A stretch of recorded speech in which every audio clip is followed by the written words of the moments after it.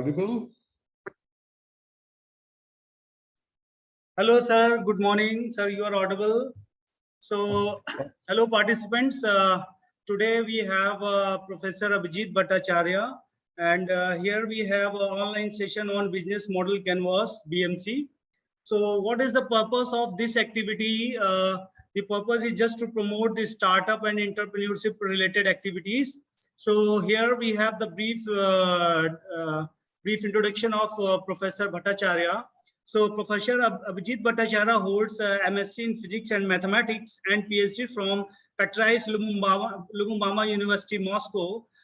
He also conducted postdoctoral research in Harvard University and was recipient of scholarships from Rockefeller Foundation and Japanese shipbuilding industry. Professor Bhattacharya taught at postgraduate and doctoral levels in the areas of strategy, technology, management, entrepreneurship, and innovation in different sectors. He also conducted research projects for Export Import Bank of India, Council of Scientific and Industrial Research, Ministry of Commerce, Department of Economic Development, and Japan International Cooperation Agency and others. During 2001 to 5, Professor Bhattacharya worked as International Chair Professor in Entrepreneurship and Director of Center for Entrepreneurship, University of KwaZulu-Natal, South Africa.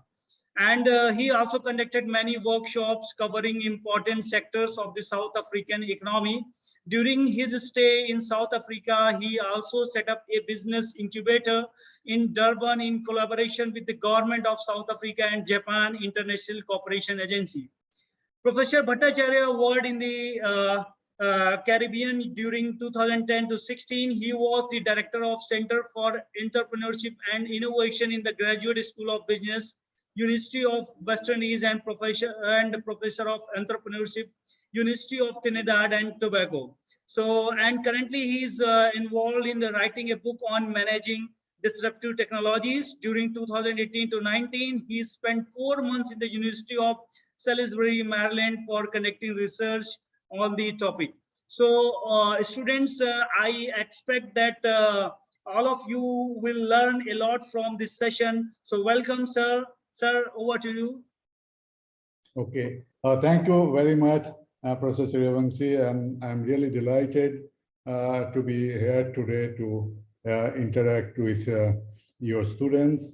And just before I begin, can I do the slide sharing with the students here? Yes. My host disabled. Sir, just a minute. Yeah, okay.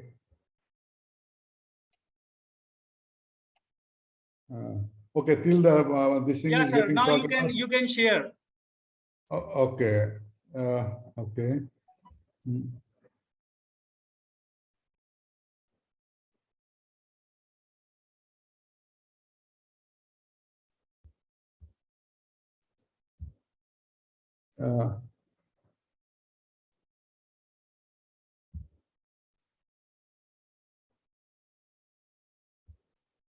Is it visible now?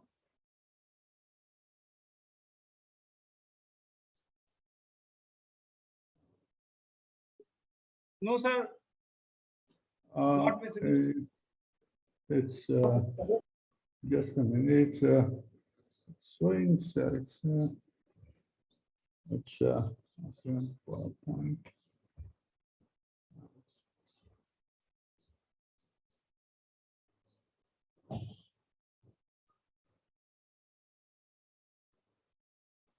Oh, again, it is blocking me at my end. I don't know what the hell is happening here. Oh. It's somehow blocking me here at my end. I don't know why it's happening. So, which is always.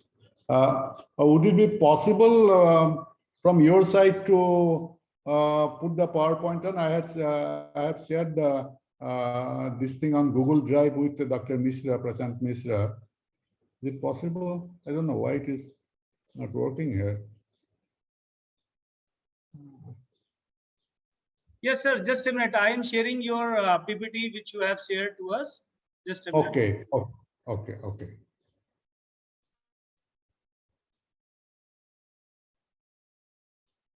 Oh, we can't.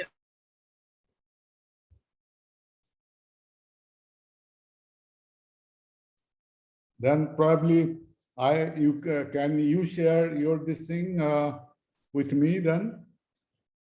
Sir, I am sharing your screen, and when you say next, so I will change your PPT. Okay, okay, okay, okay. Great. Thanks. Sorry for this. I don't Okay, know sir. why No today. problem. No issue, sir. Okay. Okay. Now, just go to the first screen itself. After the title screen. Yeah. Sir, now is it visible? Visible on my end. Yeah. I think it is visible. Yes, I think this is from your side. Yes. So yes. Yeah. Well, let be on. Sir, whenever Can you it be? will say next, so I will change it. Okay, sir. Okay. Next. Right now, can you go to the next scene? Yeah. Next. Yes. Again. Good morning to all of you.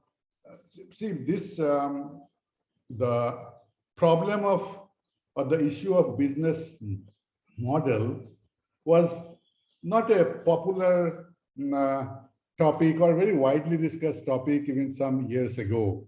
But suddenly, almost everywhere, whenever particular students like you from the engineering departments, now most often they first talk about the business model before even starting a business, and there is a reason for this.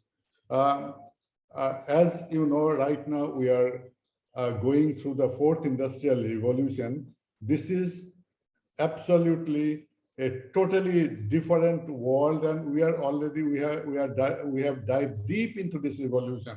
So things are changing at an astronomical pace.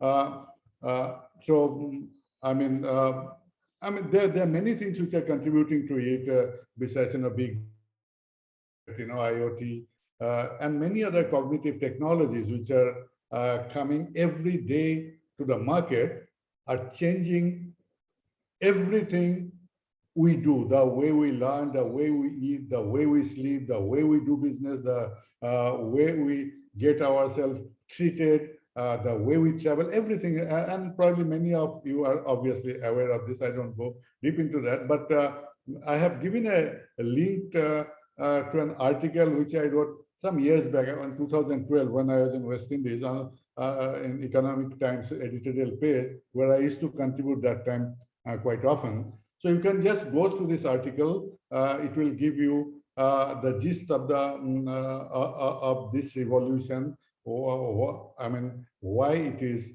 considered a epoch-making phenomena, where actually the whole civilization today probably you can divide into two eras. That BG is before Google. Google came to Google was launched in 1998, and that was kind of a watershed moment. And after that, what we talk about is AG, after Google. A kind of a rough to give you a rough idea about this, which actually, if you sometime get some opportunity, you can go through a website by Sony Corporation. The series called Did You Know? And probably that will also give a good idea about what we are talking today. Next, please. Next, please. Yes. So defining, what is since things are changing all the time, frequently. So now, earlier, what happens that if you start a business, you have an idea, you mobilize some resources, you invest that resources, implement that idea, get your technology, get human resources, and start the production, and then you sell your product to the market. And if it is a big investment, you do some market survey, and which is where at least statistically you can beforehand you can predict the likelihood of your success, and that's once you are successful, you keep on doing the same way and you can expand it, but using the same logic. But today, what happens that you your that kind of business model itself may not work even for your successful product. Maybe today you are successful in launching a product, but maybe after 1 month, 2 months, or after a year, suddenly do maybe the product has a demand, but you cannot sell it. I mean, or maybe the product itself is obsolete. For various reasons, it may not work. So in business model, what we are trying to do, we are trying to divide the whole process of setting and running a business into several areas, and that areas, when you put together, that's what we call a business canvas, business model canvas, where I mean, again, there is no kind of a hard and fast rule that that there is only one kind of business model canvas. What is more important here, I am trying to say, is that you have to have your own logic. Why have you put that canvas? Why that canvas describes your business model very well. You know? So, and to my mind, this is, I mean, from my own experience, I thought that this works the better for me. But for someone else, you may add some more elements to it. But logically, you should convince yourself why it is needed. So first is that if you start a business, you have to have a customer's value proposition, what you are going to offer to the customer. I mean, what you are going to serve, and what else besides maybe a particular product and service, what are you going to provide to the customer? That is the customer value proposition. That is extremely probably the most critical thing in any business model, that you have to have some value to offer to the customer. Then to offer that, you need resources as well as processes that we'll discuss later, and then how you make money by offering that. That has to be also very clear. So let's go through step by step to understand this critical element of the business model. Next, please.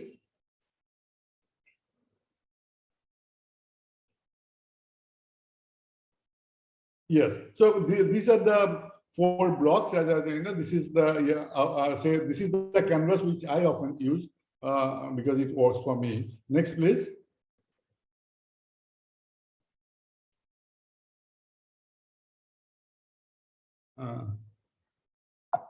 Next, please. Yes.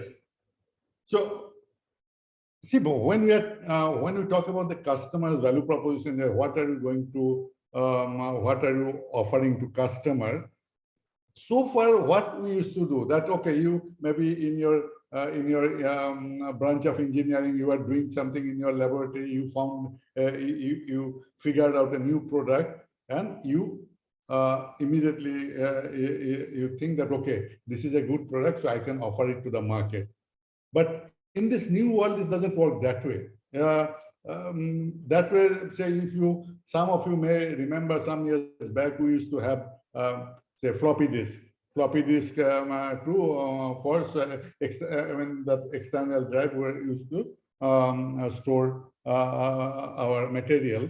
So now people there, I mean, that 8-inch floppy disk, then 5.25-inch floppy disk, then 3.5-inch floppy disk. So people used to what people used to do, that the company used to make the floppy disk smaller and smaller, but storage is bigger and bigger. So as a result, what happens that sometimes companies are creating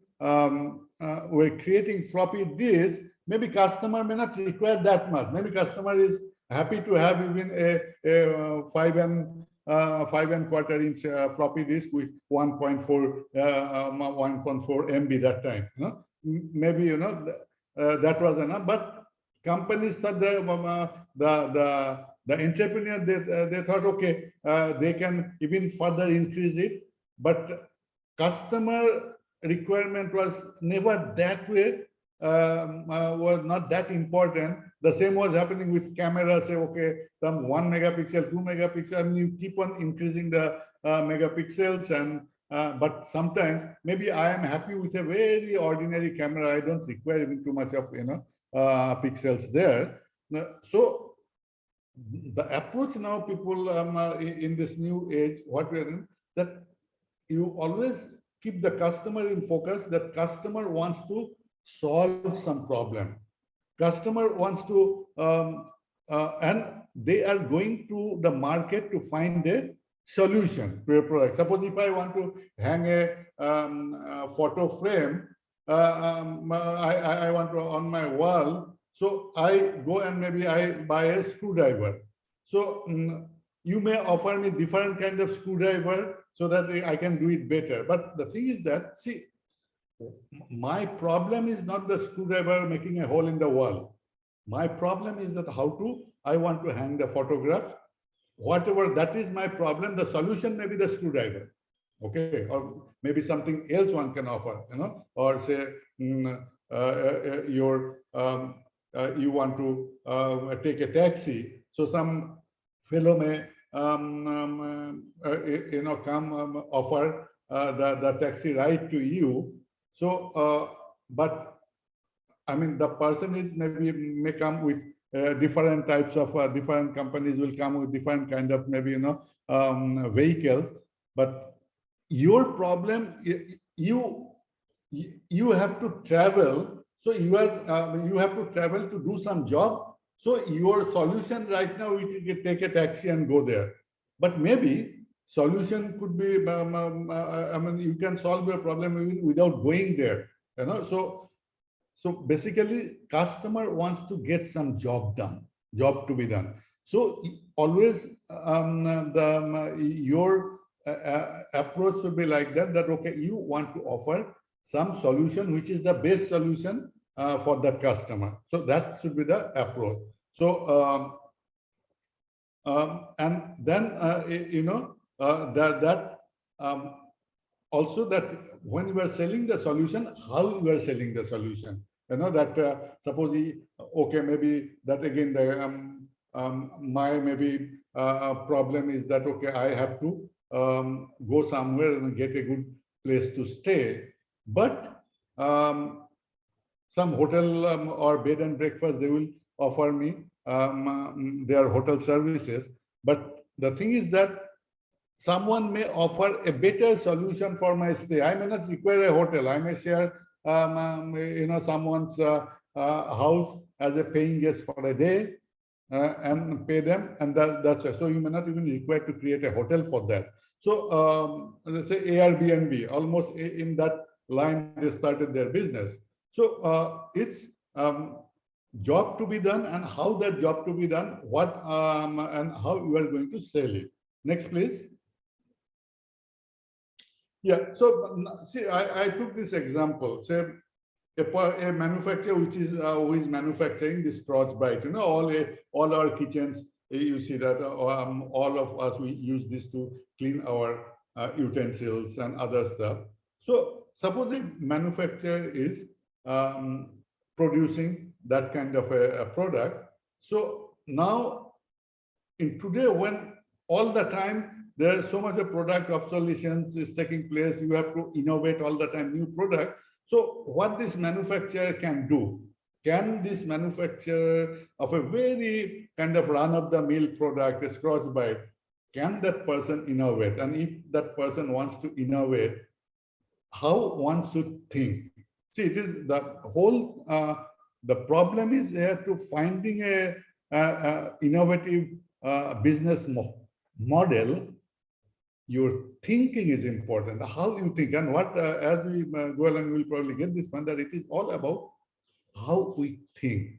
We have to think very differently here, not the way we used to think earlier. So now if you take this Scotch Brite, see, the manufacturer must be having main idea about many aspects of this product. Next slide, please. Yes.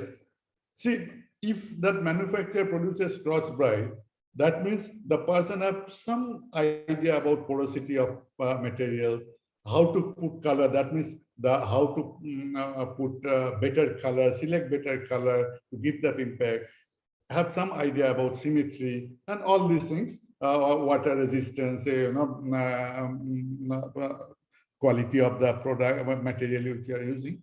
Now, see, these are attributes the person who produces it knows fairly better, probably because all the time the person is dealing with that. Now, what we have to in this in the fourth industrial revolution, what is required that all those attributes have also some applications to some other domain, not in that domain. Say if you take the furniture domain, the furniture manufacturer also should know something about porosity or color, symmetry, many of these things. So now you have to find out or figure out that some of those attributes which you know pretty well, where else it can be applied in a different way, so with whom you can team up to come up with totally a different thing, and this is happening today so much. That's why all the time we see products which actually we get awed by it because we never thought of this.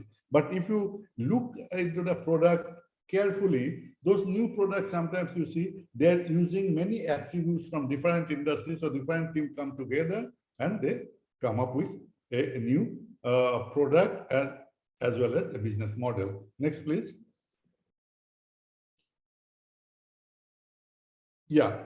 So now another example, suppose which probably many of us are very aware of. I was thinking that this is another good example. Some years ago, all of us, we knew about the pollution problem in Delhi, and where ultimately, the Delhi government was also coming up with the solution of odd-even formula. But I think this is a very excellent case to figure out how you can innovate new business model to offer a better solution to the public of Delhi to address the problem of pollution and traffic congestion. See, now odd-even formula is it's a linear thing. That's why all of engineers and people who are in the technology field, we are very comfortable with kind of linear thinking. That means, okay, the problem is defined, and to find a solution, you apply some logic and then come out to the solution which has a very high probability of success. That's what we call the very linear thinking. But now, if you think slightly different, that I want the people want less pollution or less traffic congestion. So odd-even is, it is no brainer. Everyone can understand that odd-even means, okay, on a daily basis, you are almost reducing the traffic by half. But the way cars are coming to the market and the number of cars coming to the market is always much higher than number of road expansion. So ultimately, after some years, your today's total number of cars would be tomorrow's maybe total number of odd or even number cars. So what could be the other thing, other solution we can think of? Can we make travel itself is irrelevant because people are coming, taking that car to do something. So if we go to that route, that okay, to do something, do you need to travel? Why can't we make travel easier? Why everyone has to come to the school at 9 o'clock, go to the hospital emergency, or to show some disease which probably may not require that kind of traveling? Or why suppose a clerk of a minister must come and 9 o'clock be there in the office, until 5 o'clock be there? I mean, can all of us do our job in a very differently instead of coming to the road at the same time and making the road very congested? Can we do things very differently? And actually, I wrote a very long letter that time to the Delhi Chief Minister, Mr. Kejriwal, that why can't we think differently to solve the problem? But always you happen that business model innovation, it requires also lots of risk taking. It's not that easy to do. Probably later, if we get time, I'll also in interaction I can tell you that why it is difficult to actually introduce business model, because our traditional mindset often doesn't accept a very radical thinking, changing the business model. Also, education. This is an area where I have plenty of kind of expertise and interaction. This is an area where probably we see the changes at the maximum speed taking place. Say today, earlier this kind of a lecture means preparation for a very long time. And getting everything agreed, then get the faculty down there and getting all of you in this room together. So these things are now becoming irrelevant. So and it's going much better, because now why are we educating ourselves? Why you come to an institute? Because what the problem you are trying to solve, because your problem is, okay, you think that you require some education and you don't have that the facility to get that. So institute provides the solution, or the faculty of the institution provides the solution. So now, say you probably have heard of some experiments which are currently going on in some countries, but Finland is one country which is where the schooling system is extremely good. They are probably in the top or either first or second in terms of quality of education in school. But there in Helsinki some years back, they thought that the school should not teach any subject, no subject teaching, because the point is here that, okay, you teach in order to solve some problem. Suppose if I learn physics or mathematics, I have a Pythagoras theorem I may learn, or I may learn how to define limit and everything. But if I can't apply to a problem, then this doesn't work. Then the whole time and energy I spent on getting that education is getting wasted, because that is not solving someone's problem.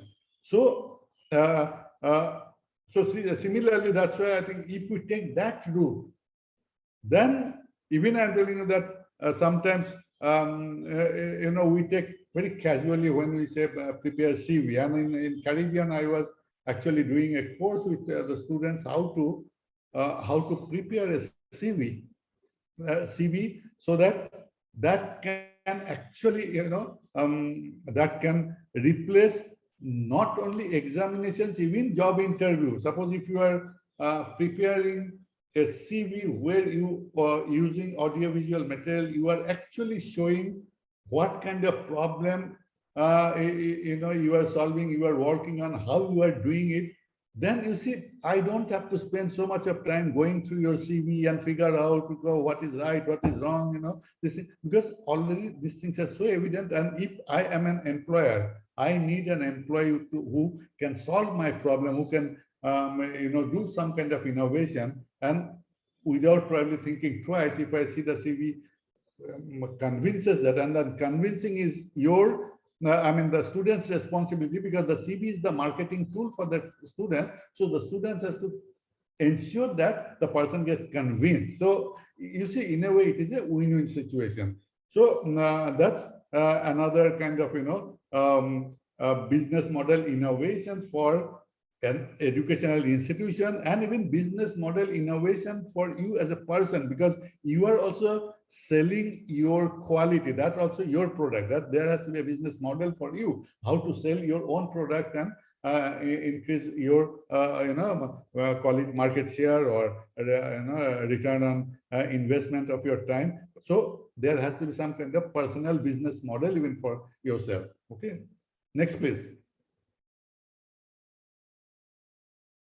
Yeah, so now here I will, yeah, if you can click on this link, this will show a video. I wanted to show you to see this video because probably here you can see that even a company which is just producing glass, with how many different kind of businesses or areas it can really apply its expertise and come up with very different kind of product. Can you please start the video?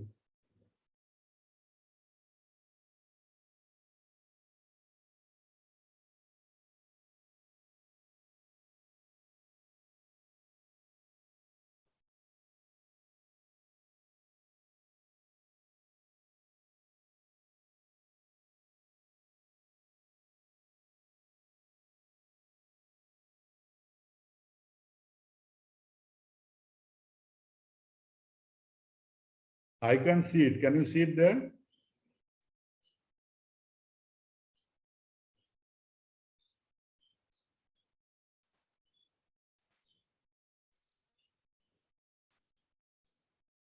Is it working, the video?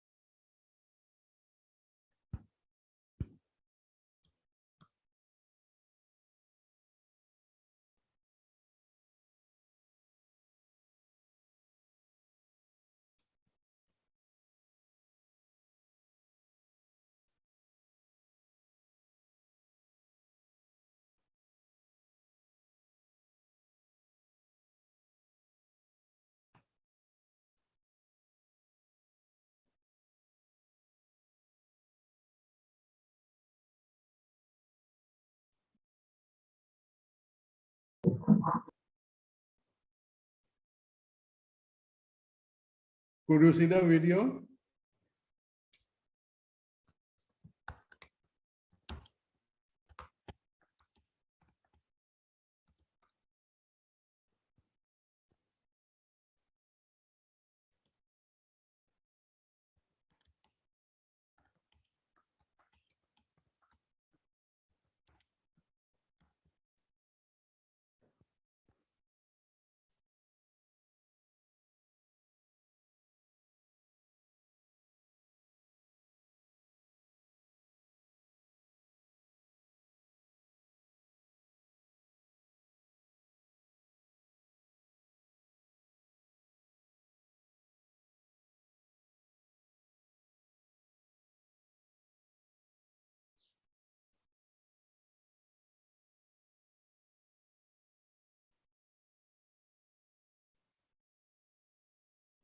Can we go to the next slide, please?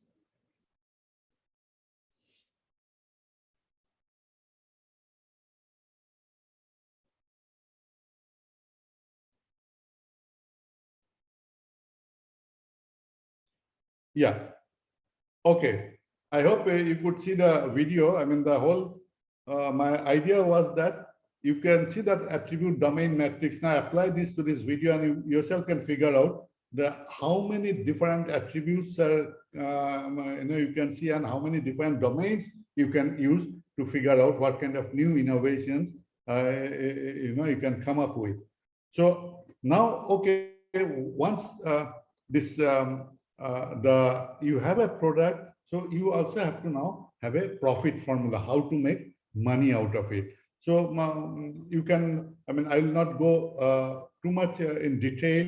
You can search also the literature, but roughly the idea is that your revenue, I mean, how much, what price you can actually, you can get, and how many you can sell. That is your total revenue model. Then to offer that, your cost structure, how much it would cost, and then how much margin you can make. This is basically, I am not saying anything new, which traditionally we also keep doing, but later I'll say that even in profit formula, and today when we do it, you cannot do it the same way, because your price and quantity itself is today is extremely uncertain in a fast changing world. Then probably deciding, you have to decide it in a very different way.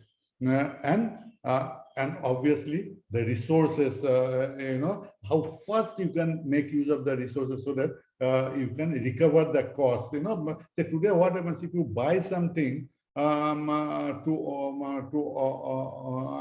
be used as input for your product? Even you may have, suppose you buy a machinery to produce something, but before your machinery, the cost is recovered, the machinery may get obsolete. So that's why today it is a asset, we call sharing economy, assetless economy. So I may run the world's largest taxi service, but I don't own a taxi, say Uber, or I run the biggest hotel service, I don't own a hotel, Airbnb. Or say I the biggest publisher of the world, but I don't own any content, say Facebook. So this kind of thing. So you don't want to have too much of assets, because the assets, your idea is important. Asset is not that important. You can get the asset, use it for your idea, and get out and go to a probably newer business model if it is required. So that's the name of the game. Next, please. So now just keep this thing in mind that even if we think of to get the profit or make the money, we need to set the price. The price setting that traditionally, what most of the entrepreneurs, I work with many engineers, always they come up with the same thing. The price setting means, okay, this would be my cost. So cost plus some margin, that is the cost-based pricing. So that is okay. That still may work sometime, but it often, that is certainly not the least kind of valuable price setting strategy. Sometimes you do the price,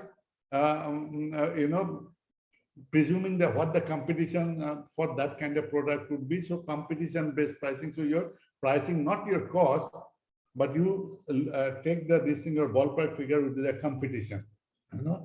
And third, which is probably the most valuable in today's world, as a customer value-based pricing. How much I am willing to give you. If say the value is, if I value it so much, then probably I am not, your market survey may say 1,000 rupees for a product, but I may even pay 10,000 for that, because it's a new product, and maybe every customer may value differently. So customer value-based pricing. Next, please. But price setting is one, but that doesn't mean that you will get that price. So price getting is also, sometimes your strategy may be very weak to get your own price, or medium or strong. So next slide, please. Go to the graphic. Yes.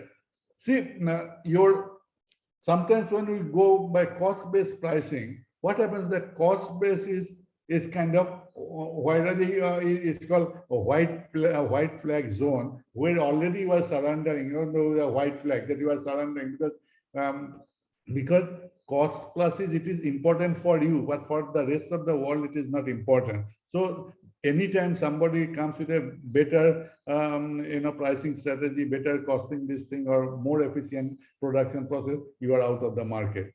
So if on a customer value base, if you go by that route, so your values are, because say your you offer maximum to the your maximum to the say customer, but your price, your getting strategy is not very strong. What happens? You offer much more value to the customer, but you don't get that much. So what you offer much more than actually what you get. And sometimes what happens that you may offer very little to the customer but get maximum. That is your strong price capture zone. So you are getting maximum from the customer. But in today's world, this thing in the diagonal, if we can go up, so where you are getting maximum also, and your customer also getting maximum value for it. Yeah, next please. Now, to offer this product, to run your business model, you have to implement, you have to actually carry out some processes. So those, you have to figure out what are the key processes. There may be many processes involved, but you have to figure out which are the processes which is the most important. Which actually you have to have absolute mastery. Say design. Say earlier, what happens? Particularly engineers used to find very difficult to actually design a product, because even if you have a good idea, prototype development is expensive. Every prototype you develop after so much of time, then you send it to the prospective customers. Most of the small entrepreneurs or engineers, they fail because the design cost itself was very high. Then similarly, how to source this thing, where to source your material, how to source the other key resources, and how to market. So these are the things, these are the processes important. But today things are very different. Today actually design is becoming so easy sometimes. Say, take for example the 3D printing. Before actually you take the material, you can design the product to the finest detail, and then ultimately the design is ready, and just you get the print command and get a printout. And sometimes you can send it to several prospective customers, the design itself, so your basic, you have to figure out how to take care of the intellectual property. But then what happens that your prototype development cost has actually come down substantially, in terms of material cost. So same way, say this hiring, how are you going to hire a good person who you require to team up with? So now for many companies, that it is, they are finding it very difficult, because sometimes they develop a good product, but maybe their employees are already sharing that resources somewhere 1,000 miles away with another maybe entrepreneur, because it's a, see, the way assets, I talked about asset sharing, asset, employees, your creative skills, all these things are also asset. So that also you possess that, you can also share that, and not necessarily you have to share it with your only one boss where you work. There is so lots of different models we are now working out, where even an employee can work in a network with different people, sometimes even with competitors. It's a very different world in that sense. Okay, next please. Key resources.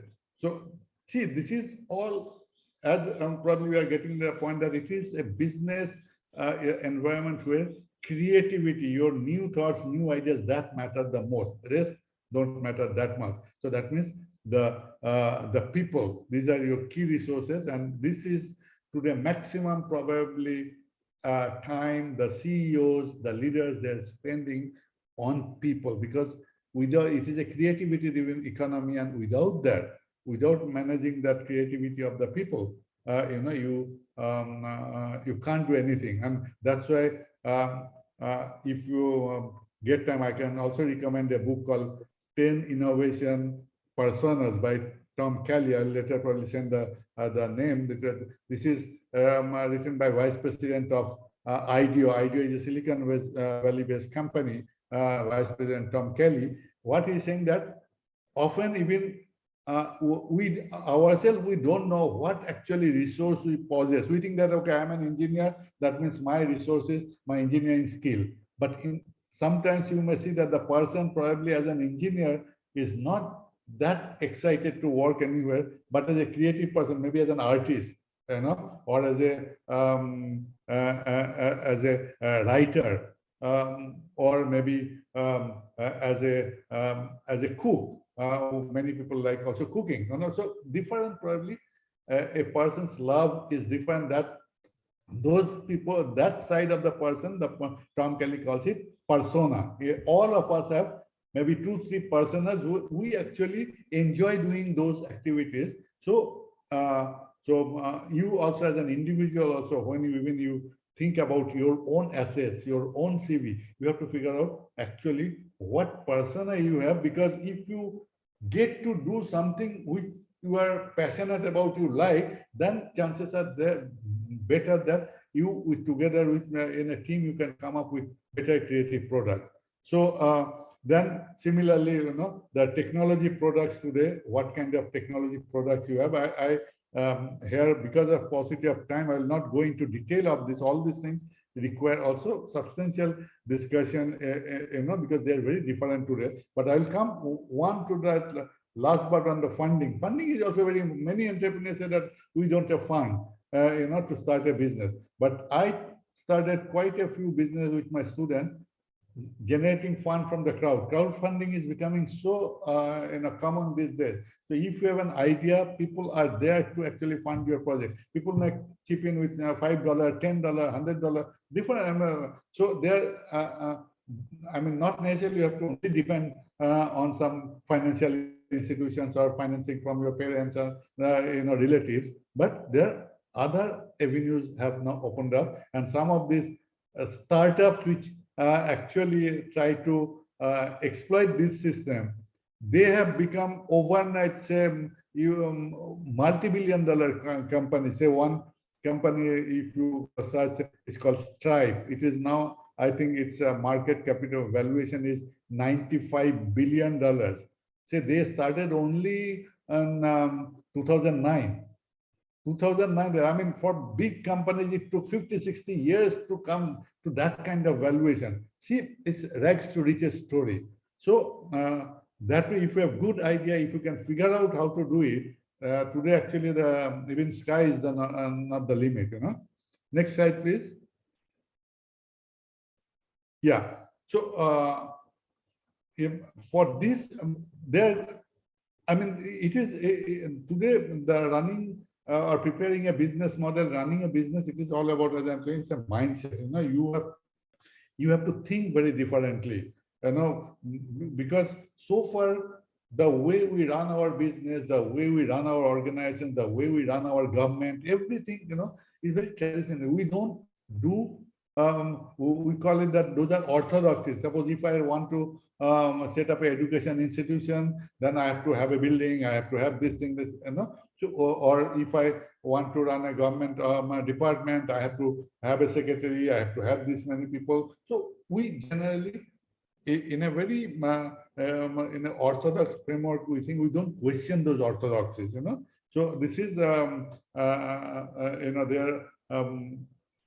have developed a whole set of questions how to question the orthodoxies. This is very important. And then I think this is probably the key thing which is affecting every organization today all over the world. It is called Hippo Syndrome. Hippo Syndrome is it's highest paid person's opinion syndrome. So in most of the organization, whether it is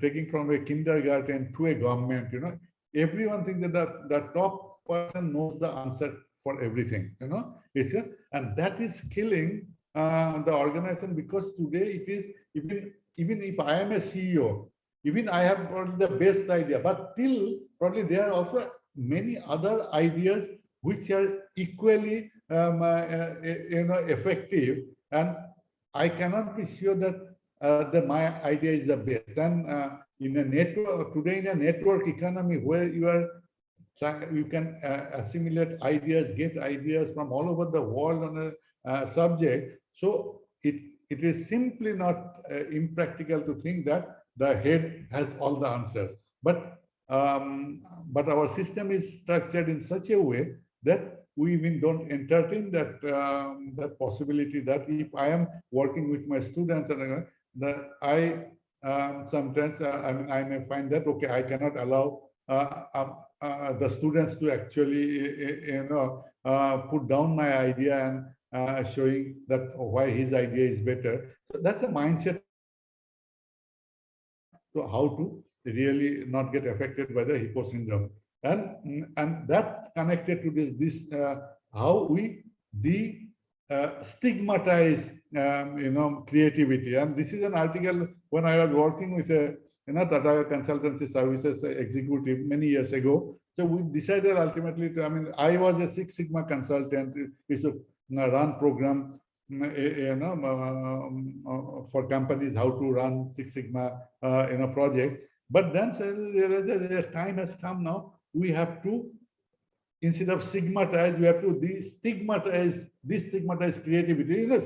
So when you are running a Six Sigma company, you don't allow much scope for creativity. So this article, this was an Economic Times article which we both wrote together, though pretty older, 2007 or 8 I wrote it. We wrote it. So you can anyhow just have a look at it. You will get the idea. Next slide, please. Next slide. Yes. So now what I am trying to emphasize here is that that things are progressing so fast that today you have to actually think how in 3 years time what is going to happen. No one of us actually sure. So how actually, if you have an idea, how you can visualize the 3 years down the line, or maybe 2 years down the line, that what you want to achieve, because you cannot afford more than that time, because the pace of change is so far, it is so mesmerizing. And probably that initially that link which I gave, that Economic Times, my article, you will get also an idea. But this is how but if you want to really in 3 years time, if you want to set up a company which can probably suppose in the education sector, if you want to better than say Baiju, then what you may have to do, that willingness to discover. You have to discover a new model, new kind of profit making formula, resources. You have to think very differently than creative thinking. See, the whole thing is that so far we engineers or people who are exposed to technology, we are very good at critical thinking. So you have a problem, you define some assumptions, and then you develop some hypothesis, then statistically you test it. So that we are the traditional thing. That's which I call linear thinking, because all statistical softwares are based on linear programming. So, but creative thinking is very different. So pay some attention, go through the net, see the elements of creative thinking. So that is more important to them. Then you have to obviously you need to also combine it then with a critical thinking for coming up with a solution in the immediate future. But for a continuous innovation, creative thinking is more important. And then knowledge management. See, knowledge management, we talk all the time, but very few companies are actually able to manage knowledge. See, today you may fail many times, but today, in this fourth industrial revolution, there is no failure. Every attempt, even if you think you fail to make the business make money, but that experience has value, lot of value. That asset is much more than your actually monetary terms gain. So how you manage that knowledge so that next time when you start something else, so this is an asset. This knowledge you gain from your first experience, which you consider a failed experience, that knowledge probably is so important. And next time you don't have to spend maybe even more than a week on a new idea. So and knowledge management has to be done in a precise manner, how it is to be done. There are also methodologies, how it can be done. It can be done pretty easily. My current book also, which I am writing, it is also on for small firms, how to manage knowledge, how actually you can be sure that your knowledge asset is not wasted. No learning goes wasted. Next slide, please. Yeah, see, this probably I could have shown it in the beginning itself, but I am putting it towards the end because see, today is such an exciting world in fourth industrial revolution. Today, this chart I prepared, in 2015. I mean, it's not I have prepared, it was Business Insider. From there, I have taken. You see how fast people are becoming, very high valued company they are able to create. It's a rags to riches story. And actually today, if you see the unicorn list, even much more. Even there. So by the time your 2-3 years are gone, already your valuation is so much that a company like maybe General Motors would have taken maybe 50 years to reach that level. So today rags to riches story, are so many. The company I talked about, Stripe. That's another. I mean, there's so many such companies. Airbnb, Uber. See, all these companies just launched. In the second decade of many, and the first decade, some in the second decade of this millennium, and already in 8-9 years' time, where they have reached. Okay. Next slide, please. Yeah, this is the model which I developed, and many startups, technology startups I worked with. I mean, this can still work. At least to me, I think it is still quite helpful that how you can, from idea, how you can step by step quickly you can develop to a profitable business, and quickly again you can start develop again new business models. It's a cycle. It's a cycle. If you can see that phase 1, it goes to phase 2, phase 2 to phase 3, and on every phase there are metrics you have to quickly measure that whether phase 1, what you have completed, what knowledge you have gained, and then how you can go to the phase 2. It's basically how from generating a pool of ideas, because all of you may have too many ideas, then you cannot work on every idea. So you have to have a selection mechanism, how you can, on which idea you want to work, or your team you want to work. Then how to go to the phase 2, that how you can create an innovation structure to really make this happen. Then immediately you have to see that how you can monitor the processes so that you are getting the return on investment, and then if there is always feedback loop all the time, so you get feedback loop, and so you ultimately again quickly come to a new business model. So you don't stick on to one business models or doing the thing same way, because technologies are changing, demand is changing. So all the time it has to be a very dynamic model, which I call business accelerator model. So all the time you keep on accelerating. Okay, there will be some problem in acceleration, but that's a different issue. But I think as a worker to begin with, this could be of help to you. Okay, I'll end here because I think I have taken enough time now, almost. So I would like to leave now this thing for forum for some question answer discussion. Thank you very much. Thank you, sir. So students, any query, any question? Sorry? Hello, all participants. Yes. Any questions?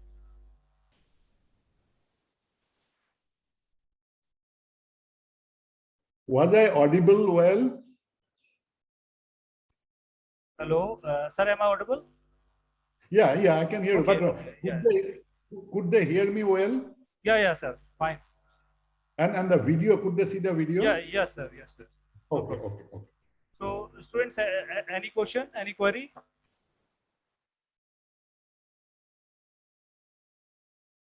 So, thank you, sir.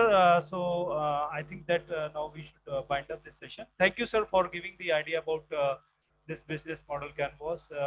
The session was very good and it is also so informative. And I hope the student learned a lot from this session and will try to think in the direction of entrepreneurship and startup. Because nowadays it is a requirement to think about the entrepreneurship and all the startup related activities apart from the academics. So sir, your session is very useful for us. So thank you, sir.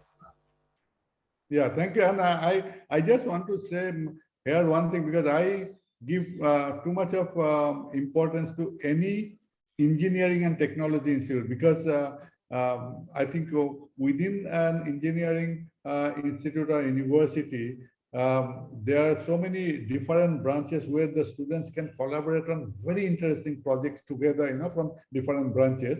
And that's, I think I thought that I should let you know that the students should be encouraged to actually form team from different departments to work on innovative projects. That would be absolutely, sir. Absolutely, sir. Fortunately, all the participants are from the computer science background. Okay. So sir, thank you, sir. And in future, we will see more lecture on this topic. Thank you, sir. Okay, welcome. Most welcome. Okay, thank you.